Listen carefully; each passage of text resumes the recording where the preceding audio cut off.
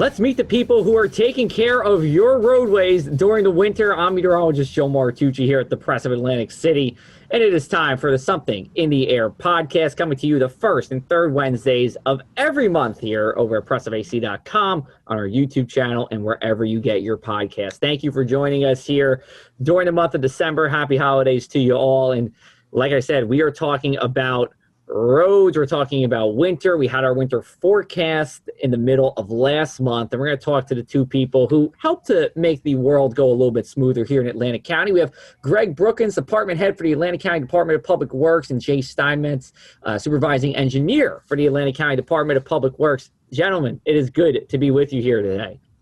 Thanks. Glad to be here. And I love chatting with you guys. We always do some kind of story once, we'll say November or December, talking about the winter ahead. Let's start off with this one, and maybe we'll go around the room here. We'll start off with this. Fill in the blank. Last winter was blank at the Atlantic County Department of Public Works. Last winter was a non-starter. Was it good? I like that one. Jay? I think last winter was just great. We got a lot of other work done. Yeah, we're going to talk about that too, because it's not like the Department of Public Works is just sitting around all winter. They are doing other things here. Let me ask you this: was there a point in the winter where you were like, I just don't think it's going to snow anymore for the rest of the winter? I think we're calling it quits here. I didn't think so. I always want to be ready, and we've gotten snow early, we've gotten snow late. I've been in those situations. It's not over until there's music. That's right. Do you guys sing afterwards? Like in April, you guys do karaoke or something? Yeah, but not in tune. Not in tune. That's right. I'm not in tune either. Why don't we do this? We'll just go around and just quickly tell us a little bit about yourselves. Are you from South Jersey? How long have you been with the Department of Public Works for? Greg, we'll start off with you. Yes. I'm right here from the Pleasantville, Atlantic City area, and I've been with the county since '82. Started off in the fleet division through the various positions, and worked my way up through to the Department of Public Works. And Sure. Have a great team here, and just enjoy working with everybody. We have a really dedicated group of guys that love what they do and get the job done. Okay, I'm Jay, and I've been working for the county for 10 years in Atlantic County. Before that, worked for some consultants in this area. So I've been in the Jersey area for almost 20 years and served many municipalities in that time. And before that, I had some experience in the Midwest and Indiana, where you get the lake effects coming off. So you deal with that, where you shift degrees. 30 degrees in one day. You can go from freezing and you can't even breathe till take your coat off. So that's our background. I'm guessing, are you saying maybe is winter weather a little more challenging out there in the Midwest? It's cold. It's cold. It's cold. Yeah, exactly. It's not. We're a little milder here. Just let us know, let everybody know who's listening, how large is your crew and how many plows do you have? How many plows can be ready to go during a winter storm? I'll answer that. Yeah. Joe, our system is broken up into 33 zones.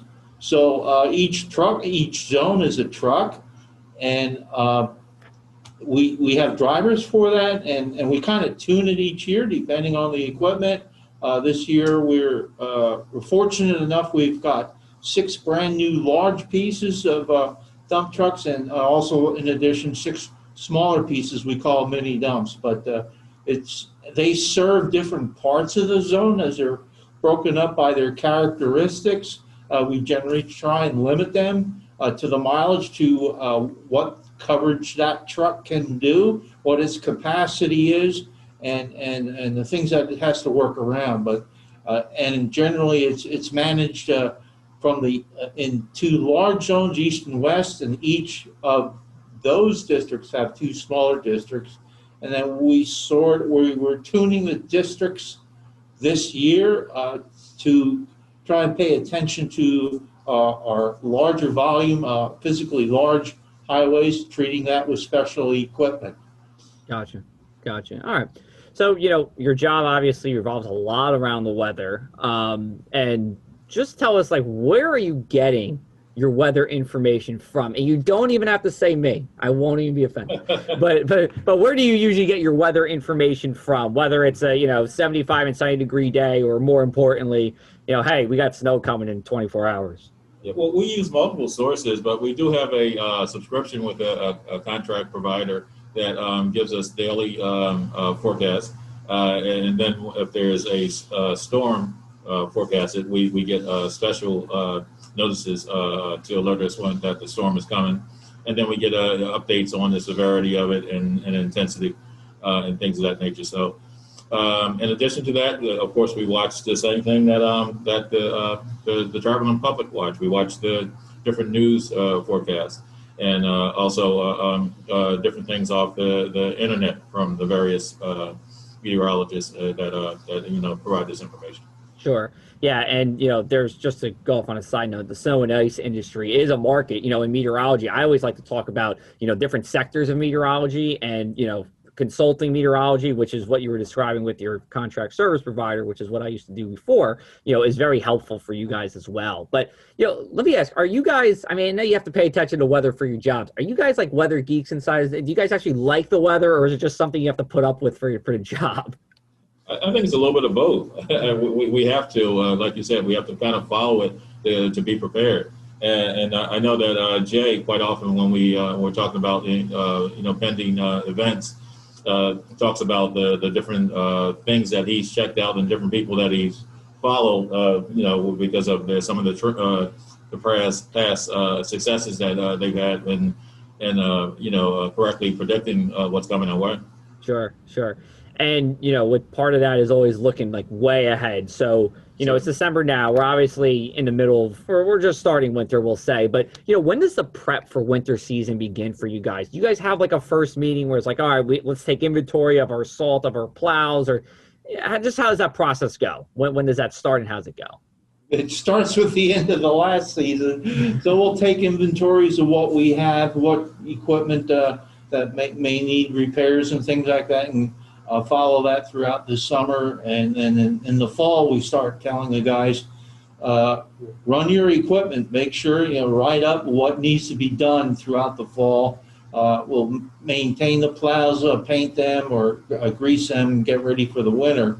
And then also at that time this year, we have a meeting with our supervisors, managers, and we get together and look at our zones and see what needs to be changed in that area, so we can document that and get that back out to the drivers in time, so that they know what's in their zones. They know there might be a manhole cover here and there. Lift your plow, watch your tracks as you're going over that. And then we sort of have, like, coming in, usually normally you expect a warm-up session after Thanksgiving or into December. You get some brushings, and then the Happy New Year comes, and it might be the same week for 3 weeks in a row. Snows on Wednesday, go out, you plow till Friday morning, you keep the skeleton crews out.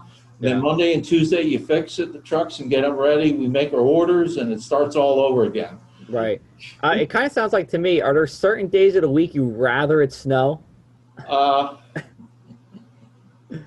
On company time, I wish it would. Yeah. So you'd like a nice, like maybe Monday through Friday, like 1 o'clock in the afternoon, like a good time for snow. And not on holidays. Not on holidays. I'm trying to think, when we go, I'm trying to think of recent winters. Have we had any kind of big snow? We've had a couple of President's Day snows. I'm trying to think. Have you guys had to do anything for Christmas lately? Christmas or New Year's? I don't think so. Not lately. No. Not lately, right? I think back to 2018, and we had that relatively big storm we had on January, I believe it was 3rd or 4th, but maybe you guys weren't prepping on New Year's Day for that. I don't know if you guys remember that. That was the weekend. It was like the Friday snow, and it brought 10 to 18 inches along the shores, actually less as you went towards Hamilton. But that was our last big one here. What? I'm sorry? It iced over at the end. Yeah. Oh, yeah. Yes, it did. Yeah, it got very cold at the end. And that was the whole stretch of really cold weather. We had the polar vortex come down, something we'll watch out for around the turn of the new year again this year. Just a let you guys know, we could get into a pretty chilly pattern around the turn of the new year. But, once winter gets going, what's the morale like? Like, can you compare the morale of, let's say now, early December compared to, March? Are you guys excited to take it on? Well, What's kind of the vibe that's going on at the DPW? You gotta realize who you're talking to. The drivers can't wait for the snow. They're just happy. I mean, Right. this is great for them to get out. They love it. Yeah. Yeah. But how about for you guys? Not so much. It depends. We won't get into that. We'll let that go. I want to bring up a couple of recent snows. And I want you I don't know if you have a story for me, but just tell me how it went. And the one I'm thinking about was at the at the end of 2018, we had that snow where Brigantine had about 8 inches. But if you got down towards like Buna, barely even an inch. Do you remember this one? It was a very sharp cutoff where it was really like Brigantine out to Pleasantville had 6 to 8 inches, but Buna had less than an inch. You got over towards Weymouth, it was less than an inch. It was a very narrow one. In fact, Tom's River had no snow and Cape May had no snow. It was just our area. Does that ring a bell? Yeah, I don't recall that one. No? No. But All right, well, I have seen similar ones like that. Thinking about our parks and sidewalk guys.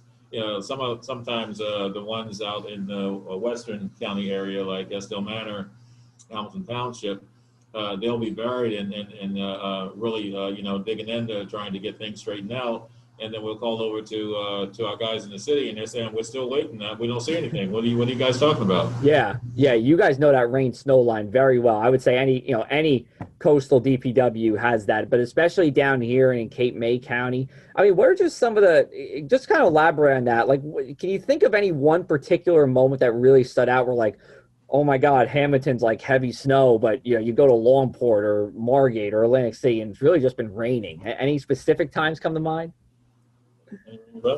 Nothing specifically, but I think that has happened. Not one. There was. I don't. But I believe that has happened. Where we have nothing here and a lot there. Yeah, it's just all the coastal influence. I mean, it's one of the great nice things about being specifically at the shore is that if you're not a snow lover, you do pretty good during the winter. It's not as snowy, but Greg, you've been here since 1982. You're almost at 40 years, right? So congratulations on that. What's the one most notable moment you've had, when it's come to winter storms? What's the biggest one you think you've tackled over the 38 years that you've been part of DPW? It's hard to say. I mean, after a few years, they all start to run together. They all blend together. Yeah. Do you remember Storm Jonas back in 2014? Yes. Yeah. What was that like, for everybody listening on your end? That was interesting because we had some electrical problems where the power in our maintenance garage, our fleet garage got knocked out. And then we had to kind of get, emergency contractors over to get that taken care of all at the same time while keeping the operation moving and clearing the roads. So there's always, a different challenge. Every storm seems to be a little bit different than the previous. Sure. Yeah. And that will always be true as we go forward in time. South Jersey always likes to bring us the kitchen sink of weather. So that will be no different in the future. What we're going to do is we're going to take a brief break. And then the other side, we're going to come back and we're going to ask them some questions that you might have about snow plowing here in South Jersey. This is the Something in the Air podcast.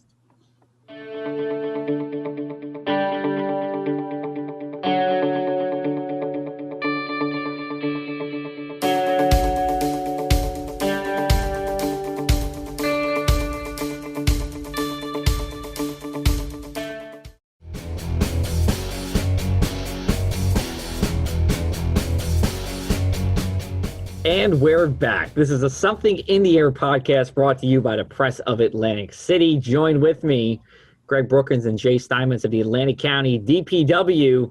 Guys, thanks again for being with us here. And what we're going to do for this half is we're going to go through some questions that I think most of the general public has when it comes to plowing roads here in the area. But first, what I'll do is I'm going to ask you this question. What do you think is a common misconception that we all have about snow and ice and clearing the roads and the sidewalks that you guys know, but we just don't know?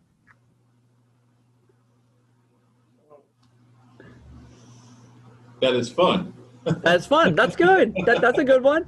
Yeah, I'm sure the hours, of course, can be whenever whatever they are. But I guess I have to imagine it's fulfilling when at the end of the storm, you guys are cleaning up, and it just feels like it's a job well done, right? Job accomplished. Most certainly, and the majority of them start late and end in the wee hours of the morning. So that can be a little bit trying.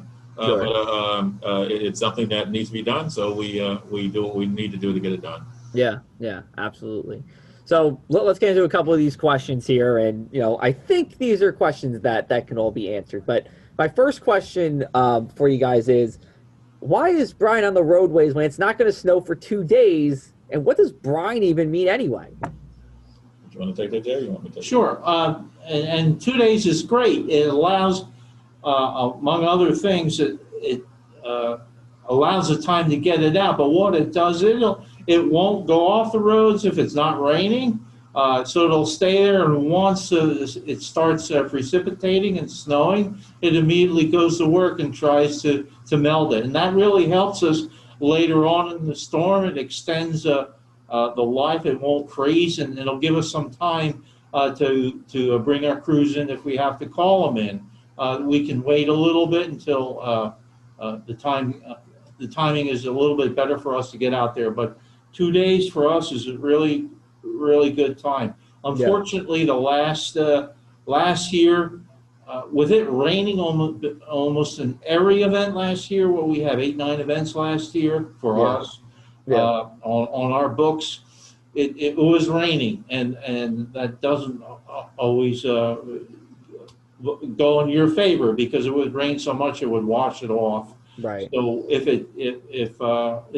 we get 2 days to brine, that's a good situation for us. Yeah. We can get ready. That saves us a lot of work to do that. Gotcha. And just explain for everybody what. Or go ahead, Greg. I'm sorry. Go ahead. Yeah, jump in. Yes. What is brine? Brine is a mixture of water and rock salt. The water is run through a bed of rock salt to a concentration of 23.3%. And it's applied to the road by spraying through a spray bar. And when the water evaporates, it leaves a residue on the road, which the main function is it prevents the ice or snow from bonding to the road. And then it kind of buys us time. If you have an event that starts and we haven't come in yet, that brine will actually start melting that snow and help us get ahead of the storm. And if the storm intensifies, then we can move on to the next phase of applying rock salt or plowing if it gets that heavy. Gotcha. And this is going to lead into the next question here, which is, what the heck is rock salt anyway? And are there other kinds of salt that you guys use? No, the rock salt is calcium chloride, and we use it in its natural form. There are other chemicals out there, but the rock salt in its solid form is what most plow operations use for applying to the road. There are other chemicals that's added to it. The rock salt itself is good down to about 15 degrees, and then it starts to lose some of its effectiveness. If magnesium chloride can be added to it, either sprayed on the loads when you're loading the truck on each load, or applied to the spreader on the trucks that are equipped with that setup, as the salt is being spread onto the road. And that takes it down to be effective to about minus 17 degrees. Right. And we never get to minus 17 degrees here in South Jersey. That'd be a very rare day in South Jersey history. We might have some bigger issues on our hand if we get down to negative 17. All right, next question. It's going to rain first and then start to accumulate snow. How will I make sure that the roads are safe? Well, like Jay said earlier, if it rains first, then we don't use the brine, because the rain would simply wash that, dilute that salt residue to make it ineffective, or simply just wash it away. If it does rain, so that would mean that it's above freezing temperatures. If the temperatures were forecast to drop down to freezing or below, we would be be on standby and ready and prepared to start applying salt at the right time to start dealing with that situation. Right. Would there ever be a time where you would go just from, raining and then you just start plowing without the salt? Has that happened before? It's rare because even if it's going to be an event that is going to have a sizable accumulation, we still would want the salt down to prevent that bonding from the road, which will assist in the plowing operation later on in the operation. Gotcha. All right. Next question is, I remember a time where they used to use sand to gain traction on the roads, but that doesn't happen anymore. What's changed? Well, I think that environmentally it wasn't the best solution. With it silting up the shoulders, and then the second concern was that you would have such a mess to clean up after the event. So I think that most agencies got away from the sand or the treated sand solution.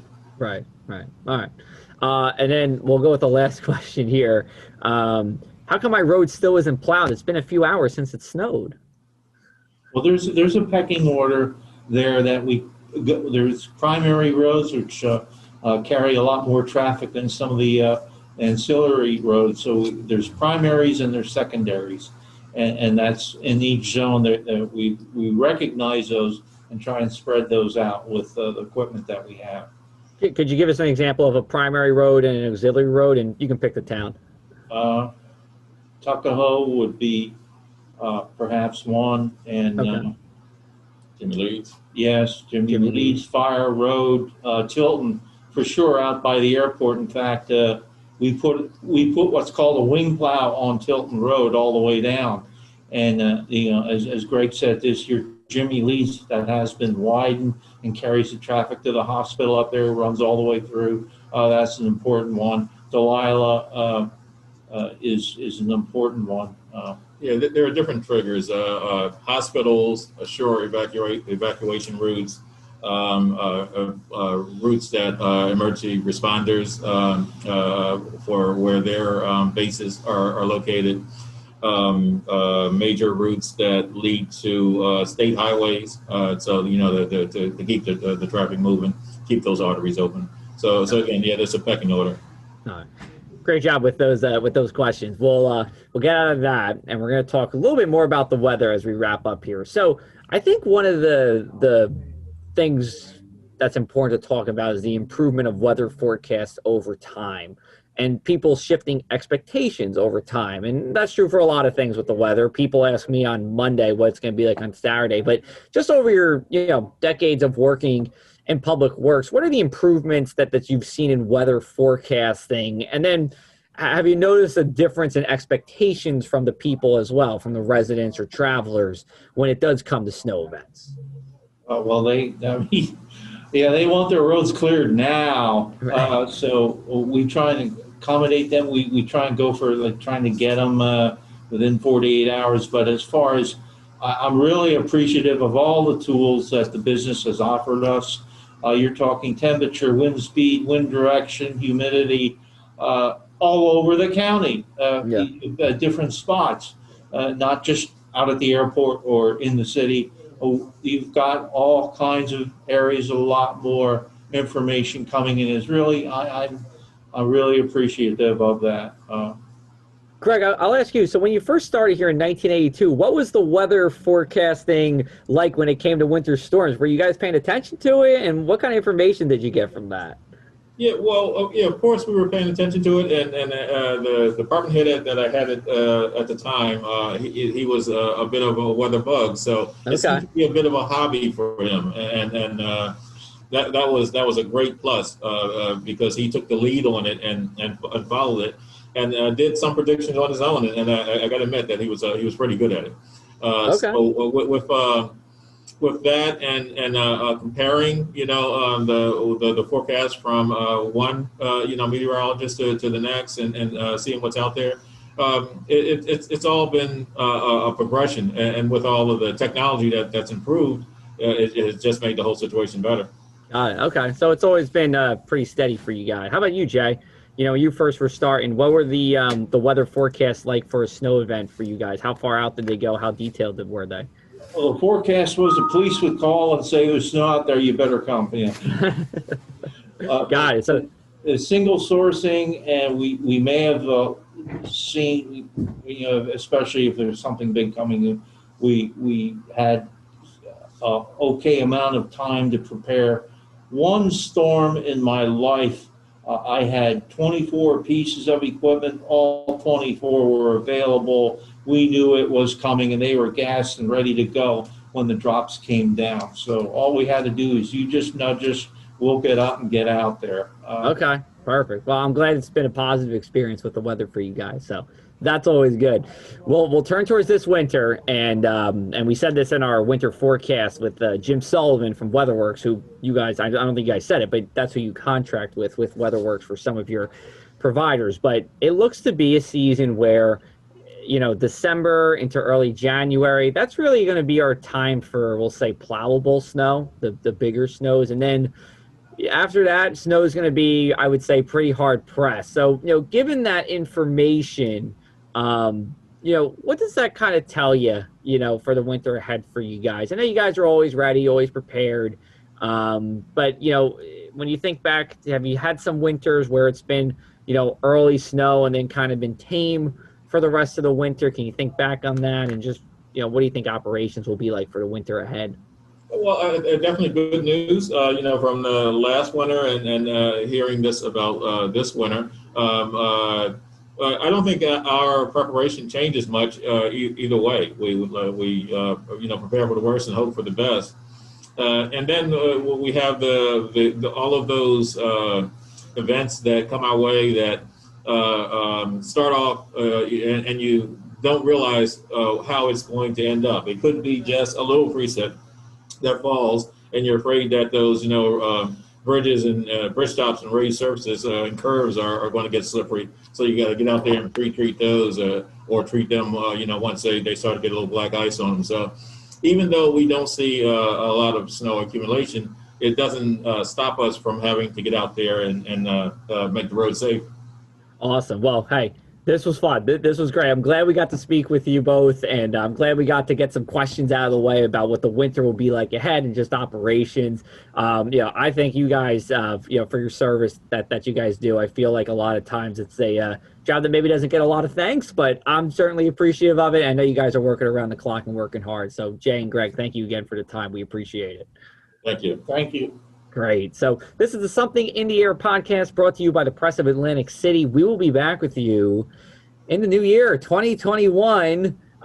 We will be with Dr. Dave Robinson, the New Jersey State climatologist. We're going to wrap up the month that was. We're also maybe going to have a bonus episode for you on the top 10 weather events of 2020. Not sure if we're going to get to that one, but we'll definitely do the wrap up for December. Maybe we'll get you the top 10. In the meanwhile, Merry Christmas, Happy Hanukkah, Happy New Year. Hope everyone stays safe, and we'll be back with you in 2021. This is Something in the Air podcast. Take care, everybody.